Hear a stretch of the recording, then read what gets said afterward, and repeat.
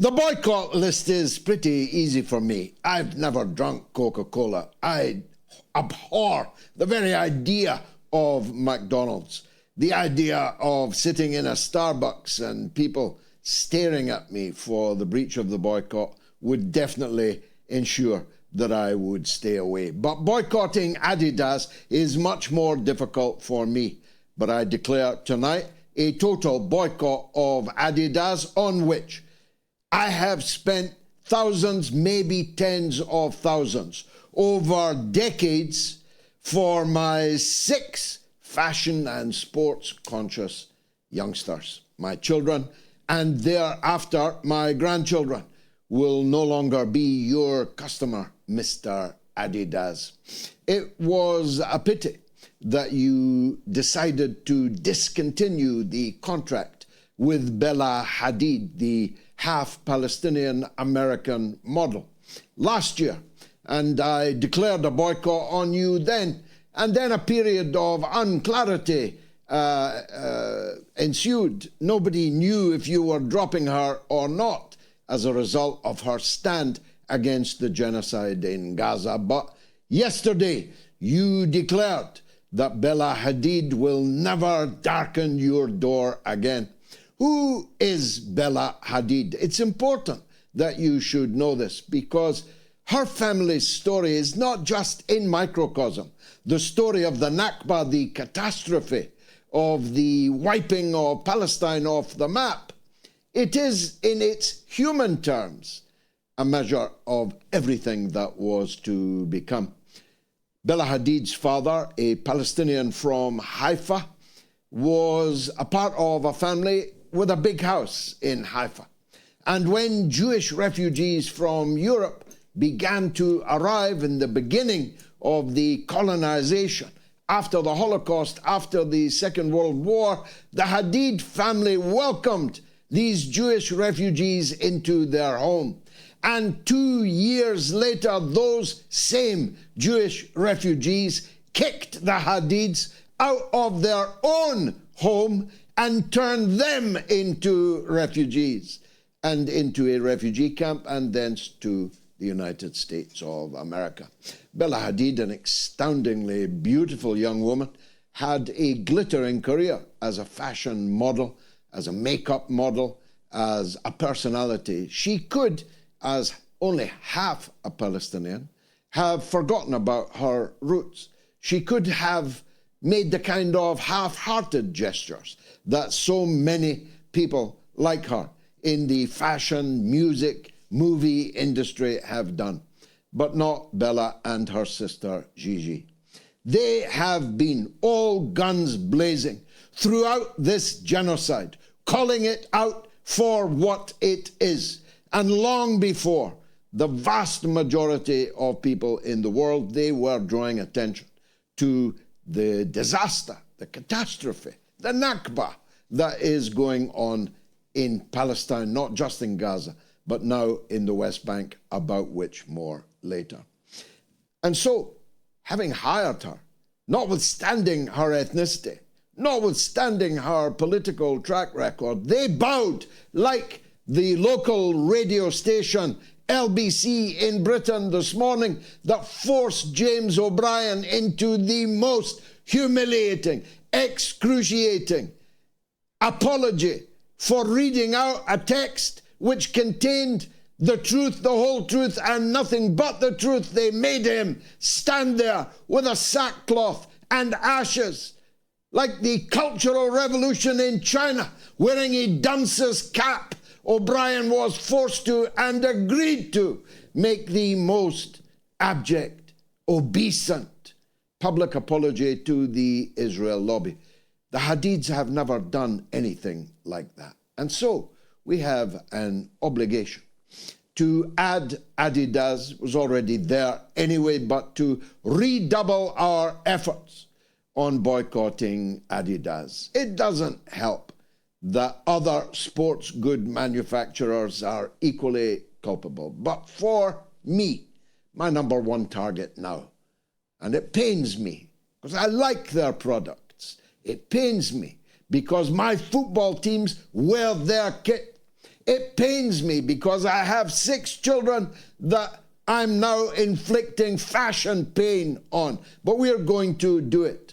And I hope everyone who watches this monologue will do it also. Of course, the massacres of the innocents in Gaza are infinitely, exponentially more important. And it's to them I now turn. I have seen footage. I mean, I know I say this every week, but I have seen footage today that I found virtually unbearable to watch. I have been looking at hospital floors soaked, sailing in blood, with little children, limbless little children, burst, split little children, with their entrails lying on the floor beside them. I have been watching little children wriggling in agony with doctors who have no medicine with which to treat them. I have seen children being carried out of tents as burnt offerings. Just today, just the death toll today. Never mind yesterday, and tomorrow will be no different. And therefore, it has to be called what it is. This is a Holocaust. It has slipped from slaughter to genocide to a veritable Holocaust. But the amazing thing is, as if a memo went out, maybe it did, all of the British papers, all of them, on the same day, on their front page, are carrying the images of this Holocaust. It's as if the Western governments decided that this had reached such peak Treblinka, such peak Auschwitz, that they were running a serious risk in continuing to be associated with it. And I hope that they are right. Perhaps they thought their risk was losing their public, that the public had decisively moved in the way that is palpable to anyone who is on the streets as I am. It is palpable that there is a massive movement in Britain, and I surmise right across the Western world, a total rejection of our involvement in this Holocaust. But maybe, just maybe, they sensed the whiff of future justice for those who collaborated, participated, and otherwise enabled this Holocaust to continue for almost 2 years. For somebody my age, these kind of pictures were what we grew up with. They are responsible, these pictures, for my eviscerating hatred for fascism, for Nazism, and if I'm being honest, for Germany. It was these pictures, these Belsen horrors, as we grew up calling them, that made me a lifelong anti-fascist. And maybe they've just realized that this is a new generation of these pictures, and that moreover these pictures are far more widely distributed than the pictures I grew up seeing, which were black and white in fading newspaper that would be tomorrow's fish and chip wrappings. But these images will remain crystal clear, digital, and completely universal, completely global. And what everybody said and what everybody did during this Holocaust will be available to future generations at the touch of a button. Who's my member of parliament? Joe Bloggs. Let me see how Joe voted. Let me see what Joe said. Who's that columnist in that newspaper? Touch a button. Let me see what they had to say when this Holocaust was raging. that television presenter, that celebrity, that actor. Let me see what they said and what they did. They won't have to wait for the judgment day for people to sit in judgment on them or posthumously upon their reputation. When Ozzy Osbourne of Black Sabbath passed away yesterday, I felt no scintilla of regret for his passing, because at the touch of a button, I could see his unremitting support for this Holocaust in Gaza. I could see the letter that he organized other people to write in support of this Holocaust in Gaza. That's the new future. Ladies and gentlemen, what you did and what you did not do will forever, at the touch of a button, be available to any and all with the curiosity to want to know. So maybe that too is responsible for the Times, the Mirror, the Guardian, and the Daily Express, for God's sake, running the same front pages. That the reckoning is nigh. The reckoning begins now. We intend to hold all of you responsible for this catastrophe to account, and forever, until the day you die, and long after you die, upon your reputation, we will visit you over and over again. The genocide became a Holocaust, and therefore anyone still denying it is that dread word, Holocaust denier. You will not be able to escape, I promise you. Now, Zelensky's men arrived in Ankara today. By now, they're probably in Istanbul, but are they any longer Zelensky's men?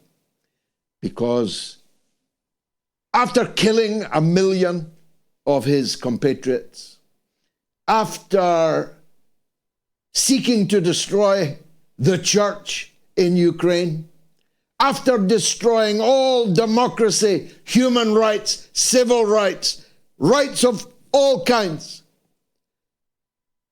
after murdering Gonzalo Lira in his dungeon, after causing the complete destruction of his country, with 9 million people outside the country, with more than 1 million dead in his country, with the complete demolition of much of his country's infrastructure, with the loss of more than 1/3 now of his country's territory.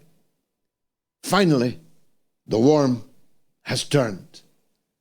When President Trump said today that he was investigating $350 billion of American aid that has gone missing and cannot be accounted for in the Ukrainian theater, when he said this money was meant to be for weapons and equipment, but somehow, said Trump, I don't think it was all spent on weapons and equipment. When the Economist and the Financial Times and the Spectator that had hailed Zelensky as the new Churchill, as the man of the year, with his picture in his fatigues, everywhere in the world, picking the pockets of every group of taxpayers in the world, when they suddenly discovered, again, like a memo went out,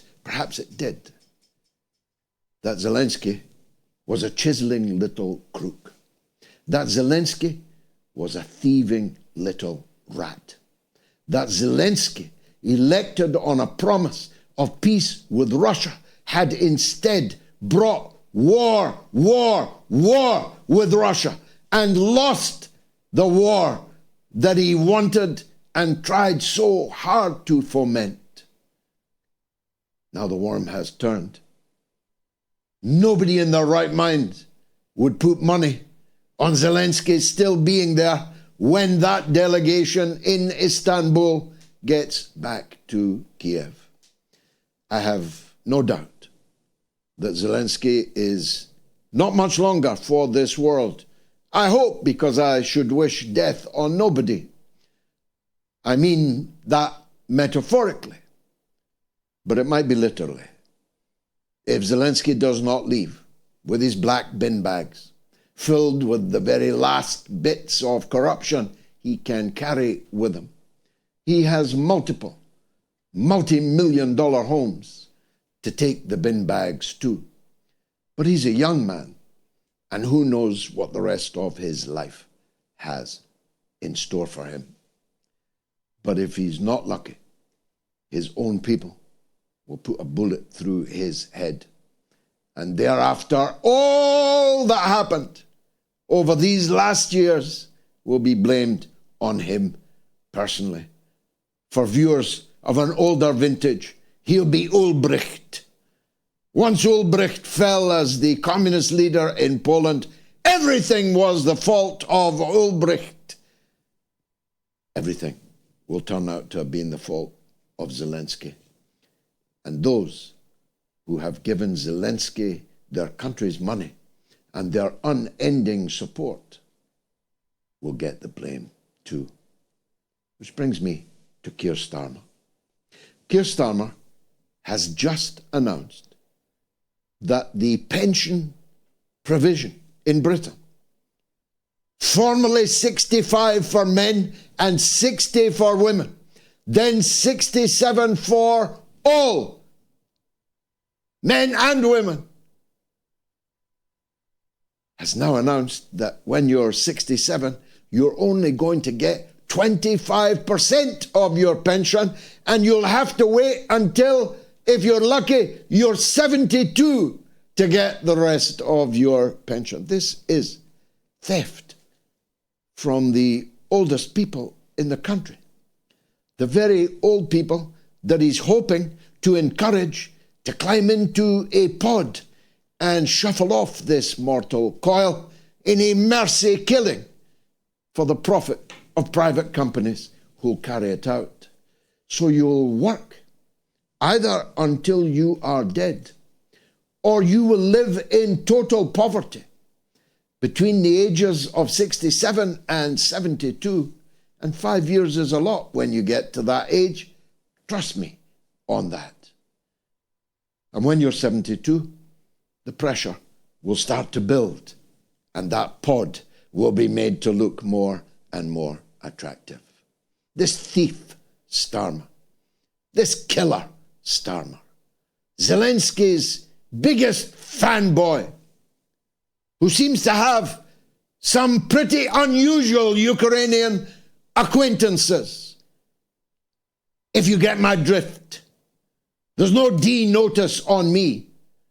What happened to these 3 Ukrainian rent boys that set fire to Starmer's car, Starmer's former home? Why are the media covering this story up? Starmer loves a Ukrainian, particularly on his front door. He is responsible, as was revealed unknowingly this week, in a juxtaposition that will lead one or other of them, I hope, to The Hague one day. David Lammy told Parliament, where it is literally a crime to tell a lie. David Lammy, the Foreign Secretary, told Parliament that Britain was not assisting Israel with its surveillance flights flying daily from Cyprus. At the same time, the dwarfish Ms. Eagle, they're twins, I don't know which is which, and I don't care, told the Friends of Israel at the same time on video that Britain had been assisting Israel with its daily surveillance flights for the whole of this catastrophe of the last 21 months. So one of them was lying. The ogre or the dwarf was lying. We either were assisting Israel or we were not assisting Israel. Both of these statements cannot be true. Which one was lying? My money is on the ogre. But to cap it all, the same David Lammy, Keir Starmer's foreign secretary, told the television yesterday, when asked if it's true that American nuclear weapons had been secretly moved to Britain, he said the question was entirely inappropriate, and it would be inappropriate for the British government to answer. Which of course means yes, it's true. Which means that Britain has now made itself even more of a nuclear bullseye in any conflict that breaks out between NATO and the Russian Federation.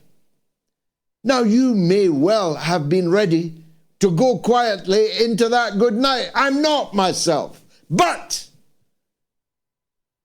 what cannot be denied is that no country can call itself a democracy when a foreign country can secretly place nuclear weapons on its soil.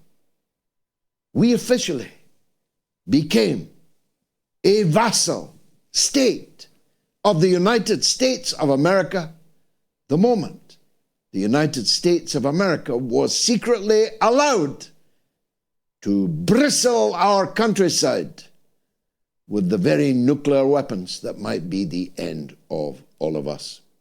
It's going to be the mother of all talk shows tonight. I promise you. Stay tuned.